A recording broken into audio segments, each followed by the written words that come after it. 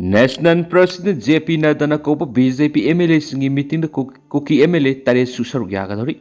MLA Yamba Ngasi Delhi the Pashinagadori.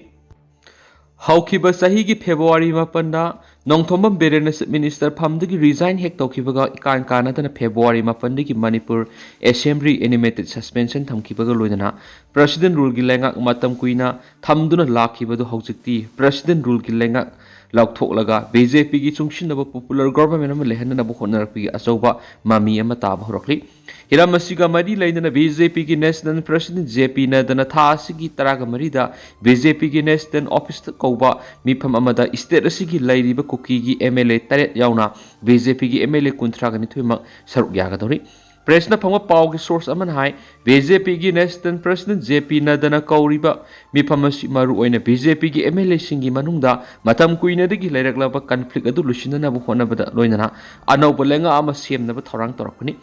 Mashida, Hawkiba English Singaniga Kungo Humdoi, May Ahumdigi Manipura Tolak Niba, Kuki Amadi, Mete Anigi conflict Asina Maram Oiraga, Sokna Samnava Yada Duna Lerakliba, Kuki MLA Taresu, Saruk Yahanbaga Loinana.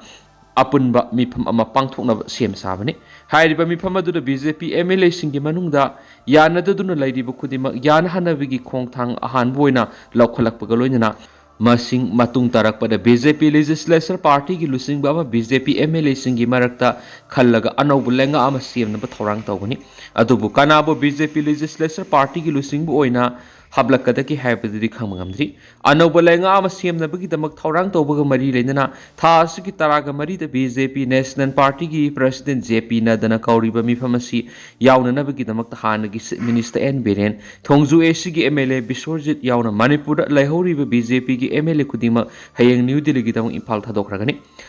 Panbayabadi Hawkiba Numit Karani ki mamang di BJP gi MLA kayama Delhi the station tawduna laikrabani Handak BJP gi national president Manipur lairiba BJP MLA singi oiba mifam ama kaurakli basi hek loibaga saliba December thasi ki manungda anobo lengak laklagani haibigi thaz sauna lairibani Atopa press na phama pau gi source amagi matung ina English singa niga taraga treta BJP gi N Biren lusing basung sinaba lenga ama lekhiba matamatuda BJP legislature singi manungda kanabu party ki leader oina khangada gi haibigi matangda asabu wathuk am oiraga lakhi N Biren lusing ba anirak suba BJP ki lenga adurusu BJP legislature party ki manungda kanabu khangada gi haibigi matangda laikhai tabang ngamlaktabadigi union minister Nirmala Sitaraman masamak yauna laktuna BJP gi thambal sangne pangtukiba mifam amada lenga sigi MLA N Biren bu anirak subu oina party gi lusing bu oina khanbadagi anirak subu tam gi oina minister oina wasak lokibane nakalamoram the N Biren lusing ba BJP gi lenga ama tam anir oirak state asigi oiram lipa demographical imbalance amadi masiga madi leinaba Manipur lenga na paikhatliba war on drug ki manungsana mapalam digi sangsilakliba kuki illegals immigrants singyauna kuki khulai paiba theory singa laktu naragi state asigi leijadiba umang wamang punama kokthok tuno poppy plantation torakpa reserve forest area forest protected areas in the parks na incross torakpadigi eviction tauna ba hotna ruba kaya singaduna maram oiraga kuki theory singna laktu naraga all tribal student union Manipur achumna English singani ka kunga humdoigi me ahumda tribal solidarity mass rally ama satliba aduda lainga ka su sign tauna riba kuki khulai paiba organization singna yamna phongna sophisticated weapon sing pairaga rally adu saruk yaduna champuna leiba mitei khul sing attack tawbaga loinana turbung bangla da leiba mitei khul sing sangtuna mai thabada natana mi hat mi puncha tharaki hairiba thawng simak more amadi kangpokpi district ki saruk sing khundari ba mitei sing su landarakhi thawng si lisang sina lepa leitana satharakpadagi BJP gi MLA sing gi manung minister N Biren gi mathakta akan malalhau ama satharaki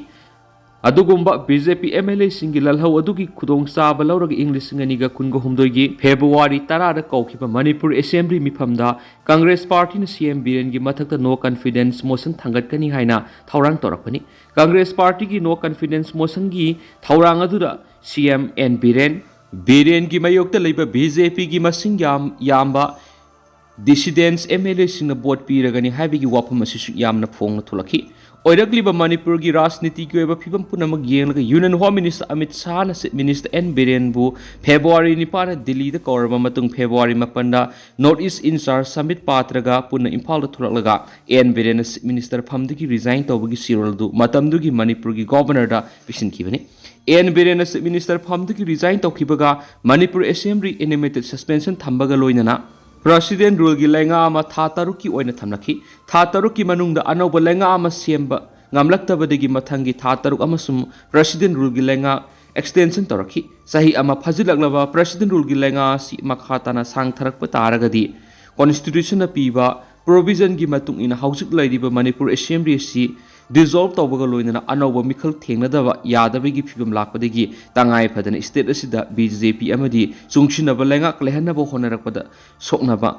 samnaba yadana laidiba BJP MLA singi oiba mifam December 13 ta kauraga yasinaba honarakpani haina pausna makhatari car लोक तसिनबदा अहुम सिरे अनि सोकली उत्तराखंड की Samoli district car अरुब लोक तसिनबदगी मियो अहुम सिखिबग lion अतोप अनिना सोकले हैना police ना फोंदोख्रे police officer अमना फोंदोखपगी मतुइना थाउदोदु नहानुमिदा वायरम Samoli district की मौपाता खुन मना थोखिबने मागनाइकी कार अदु अरुब लोक अमदा तसिनबदुना मियो अहुम खुदक सिबग लोइन अतोप अनिना सोखी लैखिद्रबसिंग अदुगी मनुंग नुपी अनि यावरी अमना फोंदोक्लदुना मागनाइकी असोकपसिंग अदु hospital अमदा पुखराइरी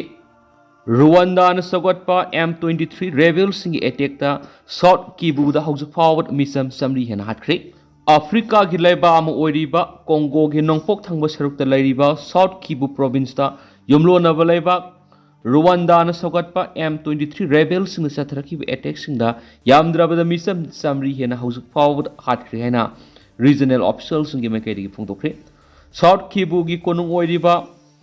Obira da haujuk fawa Rwanda di special force singa du lairi makoina M23 rebel singa punsilaga bom yauna satakhibe attack singa du angang nupi ama sahi nauriba kaya ma hatkibane haujuk fawa da Micham samri ga tara humdo hena sikri haina South Kivu lenga ki wang loina nga athing ba thadorakpa chiul amana phongdukri ningsing wayabadi haukhiba sayolda USA na